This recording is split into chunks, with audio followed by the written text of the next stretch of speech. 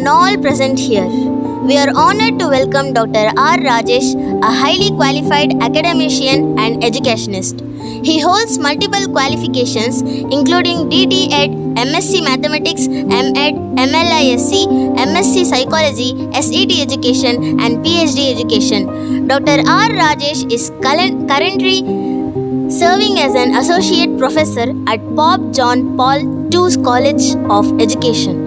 He is also a CTET trainer, career guidance counselor, motivational speaker, and educational consultant. With vast experience in teaching, teacher training, educational psychology, and career guidance, Dr. R. Rajesh has guided many students and teachers towards academic excellence and career success. His motivational speeches and counseling have inspired many young minds to achieve their goals and build a successful future. We warmly welcome Dr. R. Rajesh and thank him for joining us today. See, actually, for 1.5 years before my mother-in-law, எதுக்குன்னா sir ஆக்சுவலாக வந்து ஒரு college ஆரம்பிக்கணுன்ற ஒரு வேலை கேட்டிருந்தாரு. So அப்போ நாங்கள் எனக்கு தெரிஞ்ச இன்னொரு ப்ரொஃபஸர்ஸ் நாங்கள் 2 பேரும் வந்துருந்தோம். ஸோ என்னென்ன பண்ணால் எப்படி காலேஜ் ஆரம்பிக்கணுன்ற விஷயத்தை எல்லாமே ஷேர் பண்ணி ஒரு 1.5 hours கிட்ட பேசியிருந்தேன். ஸோ அதுக்கப்புறம் நான் என்ன ஆச்சுன்றது கேட்கல. இப்போ தான் கேட்டேன், சார் என்ன ஆச்சு சார்னா, இல்லை ஃபினான்ஷியலாக ரொம்ப ஹையாக அப்படின்னு சொல்லியிருந்தாங்க. ஸோ அதனால் அந்த மாதிரி யூனிவர்சிட்டி பேஸ்டு ஒரு அப்ளிகேட்டட் காலேஜுக்கு தொடங்க முடியல அப்படின்னு சொன்னார்.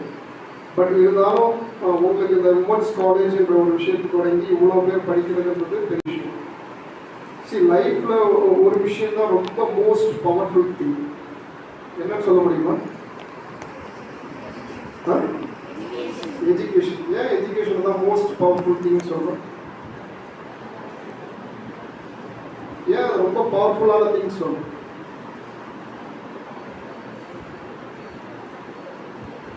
என்ன ரீசன்?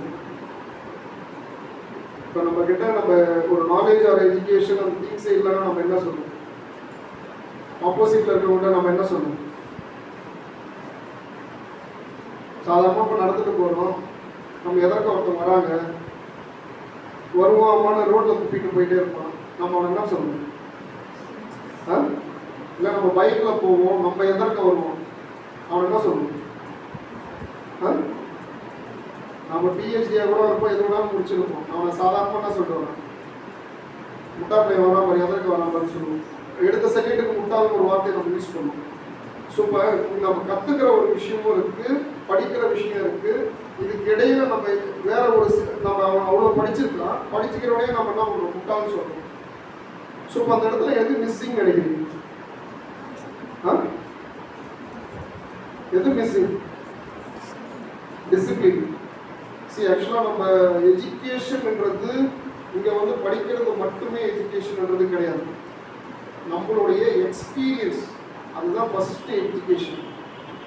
நமக்கு கிடைக்கிற ஒரு எக்ஸ்பீரியன்ஸுமே ஒரு நல்ல பெட்டர் எஜுகேஷன். இப்போ அந்த தம்பிக்கும் நிறைய எக்ஸ்பீரியன்ஸ் கிடைச்சிருக்கும், அவன் முன்னாடி எதற்கு போயிருக்கலாம், பட் அன்ஃபார்ச்சுனேட்டாக ஒரு சுச்சுவேஷன்ஸ் எதற்கு வரும். ஸோ அந்த மாதிரியான பேட் சுச்சுவேஷனில் அவனுடைய மொத்தமாக நம்ம திக்கிட்டு போகிறோம். மெயின் திங் இஸ் நமக்கு கிடைக்கிற எஜுகேஷன் எப்போ தெரியும் நம்ம மைண்ட்லேயே நிற்கும். நம்ம சின்ன வயசுலேருந்து நிறைய கிளாஸஸ்லாம் பார்த்துருப்பீங்க, நிறைய ஸ்கூலில் பார்த்துருப்பீங்க. ஏதாவது ஒரு கிளாஸ் எனக்கு இன்னை வரைக்கும் இருக்குன்னு சொல்ல முடியுமா? கரெக்டு தானே? நம்மளால சொல்ல முடியாது. ஏன்? எஜுகேஷன்ஸ் வந்து நம்ம கிட்ட எப்போ பெட்டர் எஜுகேஷனாக இருக்கும்னா அது எக்ஸ்பீரியன்ஸாக மாறினப்ப தான். இப்போ ஒரு பையன்கிட்ட போய் இதை செய்யாதான் நம்ம சொல்லுவோம், ஆனால் அவன் செய்வோம், திரும்ப திரும்ப அதை செய்வோம், செய்யாதன்னு சொல்லிக்கிட்டே இருப்போம், ஆனால் செய்வோம். அதே வந்து பார்த்தோன்னா அவன் அதை செஞ்சு அவனுக்கு ஏதாவது அடிப்படுறப்ப அடுத்த தடவை போய் செய்ய சொல்லுங்க, செய்ய மாட்டோம். இதே தான் குழந்தைகிட்ட போனோம் பார்த்தீங்கன்னா, நம்ம சாதாரணமாக ஒரு விளக்கு கொளுத்தி வச்சுட்டு அந்த குழந்தை என்ன பண்ணணும், அந்த விளக்கு கிட்ட போய் தொடாதன்னு சொல்லிக்கிட்டே இருக்கும். தொடாதான் நம்ம சொல்கிறது எஜுகேஷன் தான். கரெக்ட் தானே? அவனுக்கு ஒரு நாலேஜை கொடுக்குறோம். ஆனால் அவன் என்ன பண்ணுவான், அந்த குழந்தை 1 வயசு குழந்தையோ 2 வயசு குழந்தைய போய் தொடதான் ட்ரை பண்ணுவோம். அதே குழந்தைகிட்ட நம்ம டெய்லி அட்வைஸ் சொல்லிக்கிட்டே இருப்போம், தொட்டா சுட்டுடும். ஒரு நாள் கவனம் பிரகாரம் நாமளும் விடுவோம், அந்த குழந்தை போய் கையை வச்சதுக்கப்புறம் என்ன ஆகிடும்? சுட்டதுக்கப்புறம் என்ன ஆகும்? அது அழுகும், அது ஒரு எக்ஸ்பீரியன்ஸ் எடுத்துக்கும். நாளைக்கு நீ போயிட்டு விளக்கு கொடுத்துட்டு அந்த குழந்தைய விட்டு பாரு, உனக்கு முன்னாடி என்ன பண்ணும் அந்த குழந்தை? இடையே விட்டுரும். ஏன்? 2 வித்தியாசம் இருக்கும். அதுக்கு முன்னாடி நீ எப்படி சொல்லிக் கொடுத்த? வாய் வழியா நம்ம சொல்லிக் கொடுத்தோம். எஜுகேஷன் அவனுக்கு சொன்னோம், தொட்டா சுட்டுடும்பா, தொட்டா சுட்டுடும் சொல்லி கொடுத்துட்டே இருந்தோம். ஆனால் அவன் கேட்கல. அவன் என்ன பண்ணுறான்? அதுக்கப்புறம் போய் அவன் போடுறான். அப்போ தொட்ட உடனே தான் அதை உணர்றான், சொல்லுது. அதுதான் எக்ஸ்பீரியன்ஸ். அந்த எக்ஸ்பீரியன்ஸில் கிடைக்கிற எஜுகேஷன் இருக்குப்பா, அதுதான் லைஃப் லாங் நமக்கு செட்டில் ஆகும். இது ஏன் சார் இப்போ நான் சொல்கிறேன்? ஒரு விதமாக எஜுகேஷன், இன்னொரு எக்ஸ்பீரியன்ஸ். ஸோ நம்ம எக்ஸ்பீரியன்ஸ் மூலயமா அந்த எஜுகேஷன் கிடைக்கிறதுக்கே நமக்கு எஜுகேஷன் தேவை. இப்போ நாங்கள் சாராக இருக்கட்டும், நிறைய பேர் என்ன சொல்லியிருப்பாங்க, உங்களை படிங்கன்னு சொல்லியிருப்பாங்க. நிறைய இப்போ நீங்கள் 10th +2 அதுக்கப்புறம் யூஜி அதுக்கப்புறம் பிஜி, ஸோ அடுத்தடுத்து கடந்து போய்கிட்டே இருக்கணும். ஏன்னா இந்த எஜுகேஷன் ஒன்று மட்டும்தான் உங்களை காப்பாற்றும். நீங்கள் எஜுகேஷனை வேண்டாம் நீங்கள் நினச்சிங்கன்னா அது எப்போ உங்களுக்கு கஷ்டமாக இருக்குன்னா, when you are எக்ஸ்பீரியன்ஸ், உங்கள் வாழ்க்கையில் போய் நீ எக்ஸ்பீரியன்ஸ் பண்ண பார்த்து தான் தெரியும் எஜுகேஷன் இல்லாமல் நம்ம எவ்வளோ கஷ்டப்படுறோம். ஸோ ரெண்டு பார்ட், செகண்ட் பார்ட்டாக பிரிச்சுக்கலாம். நம்ம ஒரு before marriage and after marriage ரெண்டு விஷயமா பிரிச்சுக்கலாம். லைஃப் வந்து எப்போ நமக்கு ஸ்மூத்தாக இருக்கும்னா பிஃபோர் மேரேஜ். ஆஃப்டர் மேரேஜ்ன்றது ரொம்ப கஷ்டமாகவே இருக்கும். ஸோ அந்த லைஃப்பை நம்ம சொஃபஸ்டிகேட்டடாக மாற்றிக்கணும், நம்ம ஒரு நல்ல ஒரு ரேஞ்சில் இருக்கணும் அப்படின்னா நம்மளை காப்பாற்ற போகிறது ஒரே ஒரு விஷயம் தான், எஜுகேஷன் மட்டும்தான். ஸோ இந்த எஜுகேஷனுக்கு நம்ம எந்த அளவுக்கு இந்த ஏஜில் நம்ம எஃபர்ட் போடுறோமோ அதுதான் ரெஸ்ட் ஆஃப் த லைஃப்பை ஃப்ரீயாக, லைஃப்பை ரொம்ப ஸ்மூத்தாக ரன் பண்ண உதவும். இப்போ நம்ம ஏன்னா நிறைய பேர் சொன்னாலும் நம்ம இந்த ஏஜில் நம்ம காதலே எடுத்துக்க முடியாது. அதை நீங்கள் எப்போ உணர்வீங்கன்னா நான் தான் ஃபஸ்ட்டே சொல்லிட்டேன், எக்ஸ்பீரியன்ஸ். உங்களோட லைஃப்பில் போய் கஷ்டப்படுற பார்த்து கிடைக்கிற எக்ஸ்பீரியன்ஸுக்கு அப்புறம் தான் நீங்கள் அதை உணர்வீங்க. தயவு செய்து அந்த இடத்துல போய் ஒரு கெட்ட எக்ஸ்பீரியன்ஸை எடுக்க நினைக்காது. முன்னாடியே நல்லா படித்து செட்டில் ஆக பாருங்க. ஏன்னா நிறைய இருக்குது. இப்போ ஃபார் எக்ஸாம்பிள்ஸ் ஒரு சின்ன விஷயம் சொன்னால், இங்கே இதே சுல்தான்பேட்டையில் இங்கே என்னுடைய ஸ்டூடெண்ட் ஒருத்தர் இருக்காங்க, பகிமான ஒரு ஸ்டூடெண்ட் இருக்காங்க. அதேமாதிரி தாஜின்னு ஒரு ஸ்டூடெண்ட்ஸ் இருந்தாங்க. ரெண்டு பேருமே எங்ககிட்ட பிஎட் படிச்சிருந்தாங்க. ரெண்டு பேருக்குமே டிஃப்ரெண்ட் லைஃப் பேஸ்ட். ஒருத்தவங்க அன்மேரிட், ஒருத்தவங்க மேரிட். ஒரு பக்கம் பார்த்தா இவங்களுக்கு அப்பா இல்லை, ஒரு பொண்ணுக்கு பார்த்தா மேரிட் ஆகி அதுக்கப்புறம் படிக்கணுன்றதுக்காக வந்து படிக்கிறாங்க. படிக்கிறப்ப பார்த்தா ப்ரெக்னென்ட்டு, கிட்டத்தட்ட 9 months பார்த்து கூட காலேஜுக்கு வரும் அந்த பிள்ளை. ஏமான்னா, இல்லை சார் நான் படிக்கணும் சார், எனக்கு படித்தாதான் சார் பிஎட் படித்து முடிக்கணும் சார். இந்த பிள்ளை கேட்டால் ஆன்லைனில் ஒர்க் பண்ணணும், திரும்ப காலையில் பார்த்தா காலேஜில் இருக்கும். கேட்டால் அப்பா இறந்துட்டார் சார், எனக்கு அப்பா இன்ஸ்பெக்டர் தான், ஏதோ ஒரு சூழ்நிலையெல்லாம் இறந்துட்டாரு, நாங்கள் இப்போ ரொம்ப கஷ்டப்படுறோம், நானும் படித்தாதான் எனக்கு அப்புறம் எங்கள் குடும்பத்தை எடுத்துக்க முடியுது. ரெண்டு பேருமே படிக்கிறப்ப அவங்களுடைய வேலையை சரியாக செஞ்சாங்க. பிஎட் படித்தாங்க, டெட்டுக்கு வேண்டிய திங்ஸை எழுதினாங்க. லைஃப்பை இதுதான் நம்மளுடைய கோல், இதுதான் என்னுடைய அச்சீவ்மெண்ட்ன்றது ரொம்ப தெளிவாக இருந்தாங்க. அதுக்காக ரொம்ப கஷ்டப்பட்டாங்க. ரெண்டு பேருடைய ஏஜும் பார்த்தா இந்த அன்மேரிடுக்கு ஒரு 21 or 22 இருக்கும், மேரிடுக்கும் 23 to 24 அந்த ரேஞ்சில் தான் இருக்கும். ரெண்டு பேருமே பிஎட் முடித்தாங்க, ரெண்டு பேருமே டெட் முடித்தாங்க. இப்போ லாஸ்ட் இயர் இன்னைக்கு ஏப்ரல் ஃபர்ஸ்ட் வீக் வந்து அது அவங்க வேலையில் ஜாயின் பண்ணி 1 year ஆகுது. கவர்மெண்ட் வேலை அவங்க முடிச்சு 1.5 yearsலேயே கவர்மெண்ட் வேலை கிடைச்சிது. இப்போ ரெண்டு பேருடைய லைஃப்பும் பார்த்துக்கோங்க. இப்போ ரெண்டு பேரோட லைஃப் எப்படி இருக்கும்? செட்டில்டா அன்செட்டில்டா? செட்டில்டு. இதே ஒரு பக்கம் இன்னொருத்தவங்க இருக்காங்க, நம்ம சொல்கிறதெல்லாம் காதலே வாங்கல. இப்போ வந்து சொல்கிறாங்க, சார் நான் அன்றைக்கி அந்த எக்ஸாம் எழுதாமல் விட்டுட்டேன் சார். இதுதான் அடுத்த எக்ஸ்பீரியன்ஸ். எஜுகேஷன் கையில் இருக்குது, சொல்கிறப்ப நம்ம கேட்கல. இப்போ இவங்களுக்கு எப்படி இருக்கும், அவங்களுக்கு எப்படி இருக்குன்றதை பார்த்துக்கோங்க. இப்போ இந்த ரெண்டு பேருடைய லைஃபுமே செட்டில்டு.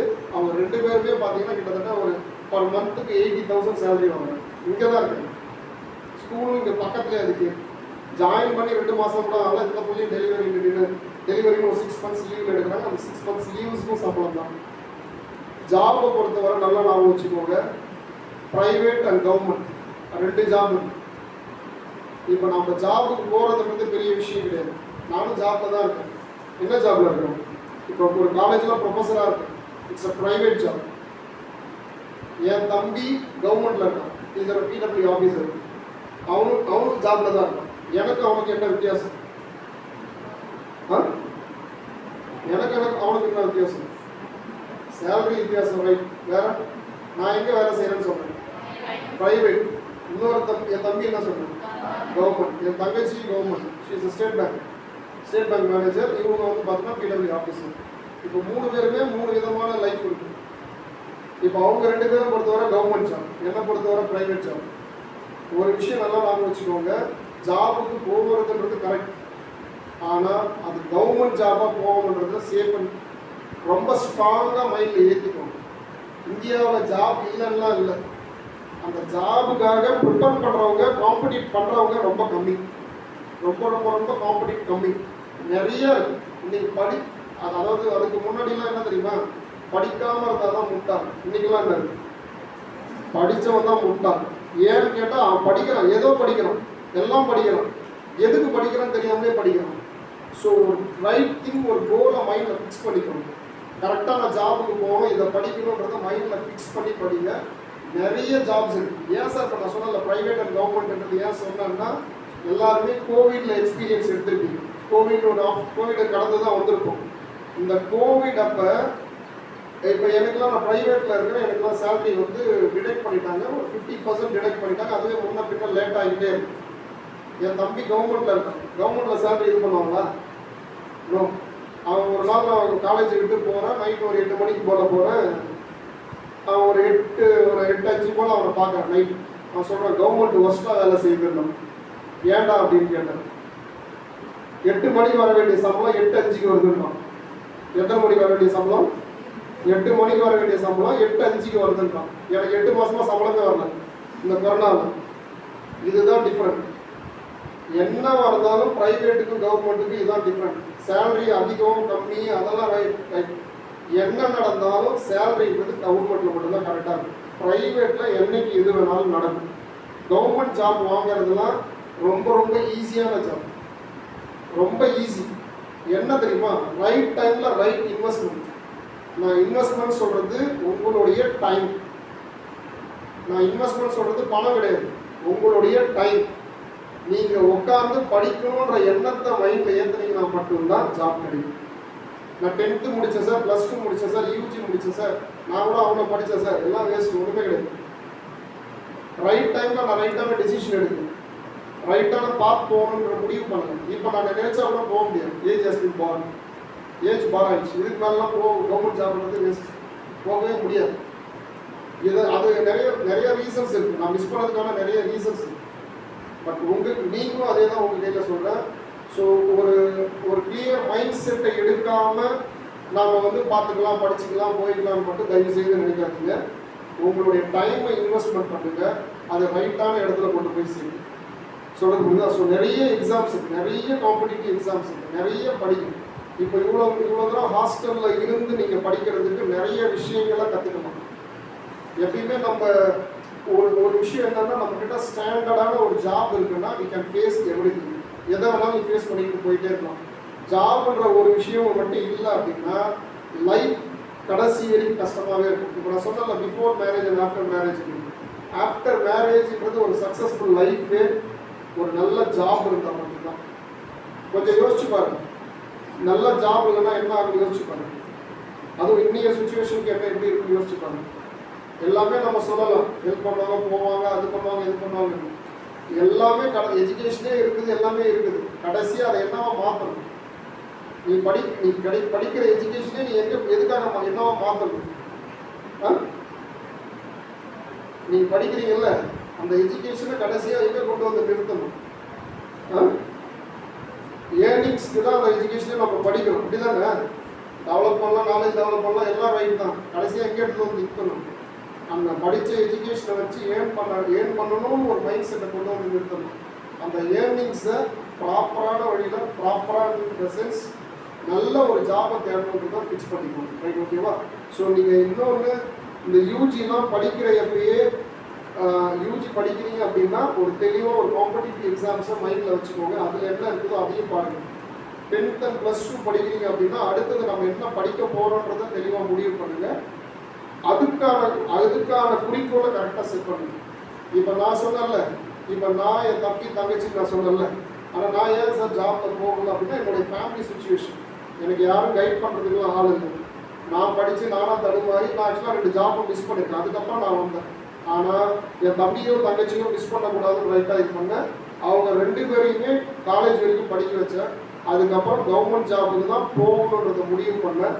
3 பேருமே 3 வருஷம் 2 பேருமே 3 வருஷம் காம்படிட்டிவ் எக்ஸாம் மட்டும்தான் படிக்க வச்சேன். ஸோ என் தம்பி இப்போ படிக்கிறப்ப பார்த்தா ஃபஸ்ட் இயர் அதாவது நான் சொல்கிறது எக்ஸாம்ஸ் காம்படிட்டிவ் எக்ஸாம்ஸ்க்கு படிக்க வைக்கிறப்ப பார்த்தோன்னா ஃபஸ்ட் இயரில் அவனால் ரீச் பண்ண முடியல அவன் டார்கெட்டை. செகண்ட் இயர் ட்ரை பண்ணால் ஒரு 0.5 மார்க்கில் மிஸ் பண்ணிட்டான். தேர்ட் இயர் என்ன சொல்லிட்டா, நான் இதுக்கப்புறம் நான் போகலை, நான் வேலைக்கே போகிறேன்னு சொன்னால் நான் ஒரே விஷயம் தான் சொல்கிறேன், கஷ்டப்படக்கூடாது. கஷ்டன்றது என்னோட இருக்கும், நீங்கள் கஷ்டப்படக்கூடாது. படி ஒரு வருஷம் இருக்கும், திரும்ப அடுத்த வருஷம் படித்தா தேர்ட் இயரில் பார்த்தீங்கன்னா அதே கவர்மெண்ட் ஜாப் ஃபஸ்ட் கவுன்சிலிங்லேயே செலக்ட் ஆகி போயிட்டான். இப்போ அவனுக்கு அந்த ஜாப்ன்ற ஒரு டென்ஷன் இருக்குமா? No, life has been settle. இதே தான் என் சிஸ்டரும். அவங்க ஸ்டேட் பேங்க் எக்ஸாம் எழுத சொன்னேன். அவங்க அதே தான் பண்ணாங்க. 3 இயர்ஸ் கஷ்டப்பட்டாங்க. 4th year she got it. அவங்க செட்டில் ஆகிட்டாங்க. ஸோ இதுதான் லைஃப்.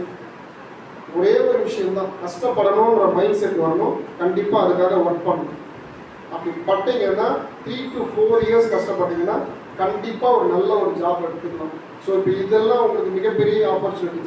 சார்கிட்ட அப்போ பேசுகிறப்ப பார்த்தோன்னா காலேஜ் இப்போ சொல்லியிருந்த காலேஜ் மிஸ் ஆகிடுச்சு. பட் காலேஜ் மிஸ் ஆனாலும் இந்த மாதிரி ஒரு காலேஜஸை ரன் பண்ணி நடத்துறதுங்கிறது இது பெரிய விஷயம். ஸோ இந்த ஆப்பர்ச்சுனிட்டியை பயன்படுத்திக்கோங்க. ஸோ பயன்படுத்துறது மட்டும் இல்லாமல் இந்த இடத்துலேருந்து வெளியில் போகிறப்ப பார்த்தீங்கன்னா ஒரு ரைட்டான ஒரு கவர்மெண்ட் ஜாபை வாங்கணுன்றதை பார்க்கணும். ஜாப்ஸ் அதுக்கான ப்ரிப்பரேஷன் நம்ம என்ன பண்ணணும்னு நினைக்கிறோமோ அதை பண்ணணும். ஓகேவா? ஸோ நான் சார்கிட்ட இப்போ தான் சொன்னேன், எனக்கு ஆக்சுவலாக டைம் இல்லை, நான் ஒரு எப்பயாவது ஃப்ரீயாக இருக்க பார்த்து சொல்லுங்கள் சார்னு.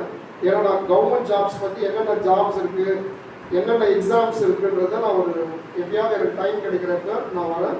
நான் ஒரு 2 hours கிட்ட ஒரு செஷனே எடுக்கணும். ஓகேவா? ஸோ அந்த செஷனில் உங்களுக்கு நான் என்ன ஜாப்ஸு, எப்படி படிக்கணும், என்ன மாதிரியான படிக்கணுன்றதை நான் ஃபுல் டீட்டெயிலாக சொல்லுவேன். ரைட்? ஓகேவா? So all the best. நல்லா படிங்க. எல்லாருமே நீங்கள் என்னென்னா அச்சீவ் பண்ண முடியுன்ற கான்ஃபிடென்ட் உங்களுக்குள்ளே வளர்த்துக்கோங்க. அந்த கான்ஃபிடென்ட் கண்டிப்பாக உங்களை கொண்டு போய் செய்யும். ரைட்? ஓகேவா? All the best. தேங்க்யூ.